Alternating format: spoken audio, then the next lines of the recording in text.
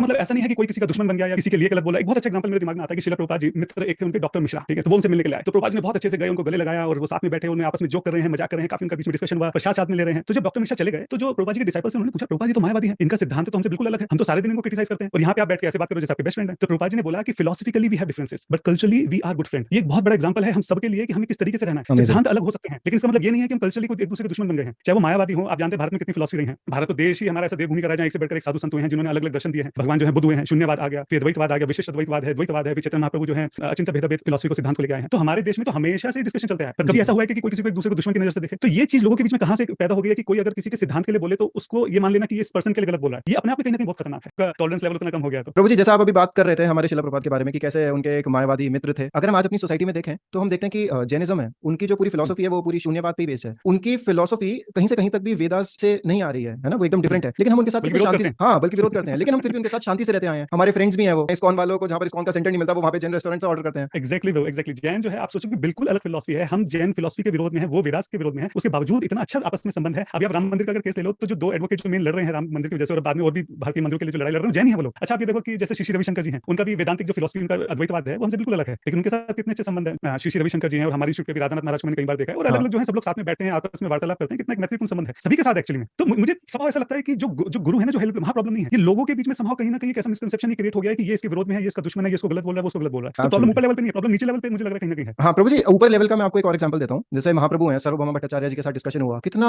आराम से प्यार से, एंड वो छोड़ो, वहां पर हम देखते हैं जब प्रकाशानंद सरस्वती, वहां पर तो फॉलोअर्स भी थे जब वहां पे डिस्कशन हो रहा था, तो फॉलोअर्स जो थे वो भी इतना हाई लेवल के थे, किसी ने भी जब डिस्कशन हो रहा है तो किसी ने भी पॉइंट आउट नहीं करी फिंगर, पूरा मैनर्स के साथ डिस्कशन हुआ। बात यह है कि डिबेट जो है वो हमेशा से मनोरंजन का एक हिस्सा रहा है मनुष्य के। आज भी हम देखेंगे डिबेट चलती है टीवी पे, जो है किस तरीके से पॉलिटिकल पार्टीज के बीच में जनरली डिबेट होती है। पॉइंट ये है कि यहाँ पे कंफ्यूजन ये हो रही है कि लोग जो है व्यक्ति और सिद्धांत को अलग अलग दृष्टि से नहीं देख पा रहे हैं। करेक्ट। ठीक है, किसी व्यक्ति के लिए अगर उनके दिमाग में बहुत अच्छी इमेज है, ठीक है, हो सकता है उसने देश के लिए बहुत अच्छा काम किया हो, उसने जो है लोक कल्याण के लिए बहुत अच्छा काम किया हो, उन्होंने जो है जाति प्रथा के लिए लोगों को जोड़ने के लिए बहुत अच्छा काम किया हो, जैसे विवेकानंद जी ने भी बहुत अच्छे काम किए। लोग जो उनसे इमोशनली बहुत अटैच है और होना भी चाहिए, बहुत अच्छी बात है, लेकिन लोग इस बात को समझें कि व्यक्ति के तौर पे सब लोग उसका सम्मान करते हैं, लेकिन जो सिद्धांत है वो व्यक्ति से अलग है। तो सिद्धांत के ऊपर हम लोग डिबेट कर सकते हैं, डिस्कशन कर सकते हैं, सब लोग अपने अपने मत दे सकते हैं, लेकिन व्यक्ति के तौर पे जो है सब लोग एक दूसरे को बहुत आदर करते हैं। हमारी जो परंपरा है वो कोई अब्राहमिक रिलीजन से नहीं आ रही है, जो ये इस्लाम और क्रिश्चियनिटी, वहां पे इस तरह का भाव होता है कि जो मैं हूं वही सही है और मेरे अलावा हर एक जना गलत है और उसको गलत के साथ जिंदा रहने का भी अधिकार नहीं है। ये जो दूसरे के प्रति कटुता का भाव है, दूसरे के प्रति द्वेष है, दूसरे के प्रति गुस्सा जो है, दूसरे को मिटा देने का जो है, किसने बोल कैसे दिया, ये जो भाव है ये अब्राहमिक रिलीजन से आते हैं, इस तरह के भाव सनातन कल्चर में नहीं है, इस तरह का भाव। तो कहीं ना कहीं डिबेट जो है वो तो इस्कॉन के अंदर भी बहुत ज्यादा चलती है। अभी कल मैं चेतन चंद्र जी का लेक्चर सुन रहा था, उन्होंने बहुत अच्छी बात बोली। वो कह रहे हैं कि जो फिलोसफी है, फिलोसफी का मतलब ये है कि सर्चिंग फॉर द ट्रूथ। तो जब आप सच को जानना चाहते हैं तो जो सच नहीं है आप उसको डिस्क्रिमिनेट करेंगे ना, आप बोलेंगे ना कि हाँ ये सच नहीं है, ये सच है, अपनी समझ के हिसाब से, शास्त्रों के हिसाब से जो भी है।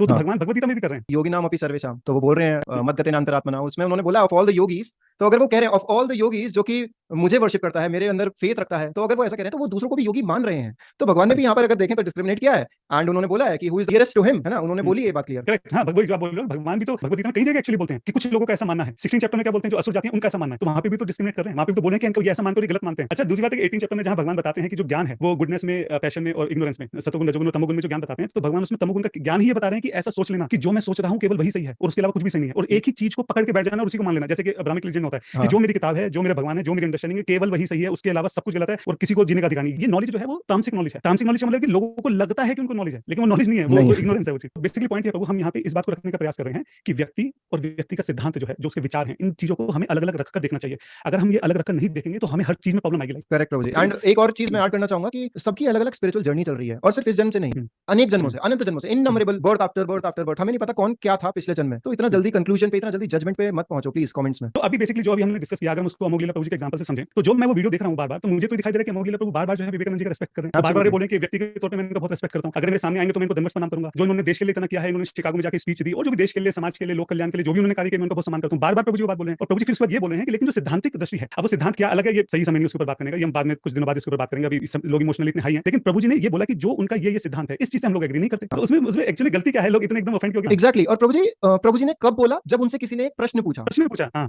बात यहाँ पे ये भी है कि चाहे वो रामकृष्ण मिशन हो, चाहे वो इस्कॉन हो, या बाकी भी जितनी संस्थाएं हैं, हिंदू जितनी भी संस्थाएं हैं, वो लोक कल्याण के लिए सभी लोग बहुत ज्यादा काम कर रहे हैं। Yes, रामकृष्ण मिशन का भी बहुत बड़ा योगदान रहा है हमेशा से। एक्चुअली तो मेन मुद्दा ये है कि लोगों की सेवा ज्यादा से ज्यादा कैसे की, वो तो उसी में भगवत प्राप्ति का मार्ग वो चीज में लेकर चलते हैं। प्रभु जी, मुझे यही पॉइंट ऐड करना है कि जब आप इस बार कार्तिक में आओगे, मैं आपको लेकर जाऊंगा रामकृष्ण मिशन हॉस्पिटल जो है यहाँ पे वृंदावन में। अच्छा, आप विश्वास नहीं करोगे, मतलब इस लेवल का हॉस्पिटल है, और जिस लेवल पे, मतलब बाहर जो एमआरआई होता है ना 10,000 में, 7500 रुपीज में प्राइवेट हॉस्पिटल में, वहाँ पे 2500 में होता है। सबका इलाज फ्री होता है, 50 रुपए का एक वो होता है बस, और मतलब इतनी ज्यादा सेवा कर रहे हैं, तो ये अपने आप में इंस्टीट्यूशन बहुत लोगों के के कल्याण के लिए बहुत सेवा कर रहा है, स्पेशली वृंदावन में ब्रजवासियों के लिए। डेफिनेटली वो चीजें आसान नहीं होती हैं। जो लोग काम करते हैं वो जानते हैं कि छोटा सा काम करना कितना मुश्किल होता है। तो प्रभु एक तरह से देखा जाए तो यहाँ पे सभी लोग कितना अच्छा एग्जाम्पल सेट कर रहे हैं। अगर चलो अमोघ लीला प्रभु ने जो भी बोला, अगर उनकी फीलिंग्स भी हर्ट हुई, तो उन्होंने जो रामकृष्ण मिशन है ऑफिशियली ऐसा नहीं उन्होंने आके हल्ला मचा दिया न्यूज़ के ऊपर। आप इसको उनका देखो कितना अच्छा एटीट्यूड है। अगर हमें ऐसा लगा कि हमारे कारण जो है दुख पहुंचा है, चाहे वो सही गलत के बाद साइड में रख दो, ऐसा नहीं कि हम प्रूव Yeah. करेंगे कि हम सही होंगे, ठीक है, हमारे कारण किसी को दुख पहुंचा तो इमीडिएटली हमने उसको एक्शन लिया कि नहीं ये कैसे हो गया, हमारे कारण इतनी बड़ी संस्था जो है उनके फॉलोअर्स उनको दुख कैसे पहुंचा, इस्कॉन ने इसका संज्ञान लिया। प्रभु जी की विनम्रता देखो कितनी ज्यादा है कि उनको लगा कि मेरे कारण उनको दुख पहुंचा, उन्होंने खुद ही अपने आप को जो है उसकी सजा दे दी। मतलब करेक्ट। ये शायद हमको एक एनालॉजी सुनते हैं ना बार बार कि जिस पेड़ पे जितने ज्यादा फ्रूट लगे फल लगे होते हैं वो पेड़ उतना झुका हुआ होता है। हाँ। तो उनकी विनम्रता देखिए आप अमोघ लीला प्रभु जी की कि बजाय इस चीज को प्रूव करने के लिए कि नहीं मैं कैसे सही हूं और वो कैसे गलत है, उन्होंने बिना कुछ बोले बोला कि मैं अपनी गलती मानता हूं और मैं इस चीज को अपने ऊपर लेता हूं और मैं 1 महीने,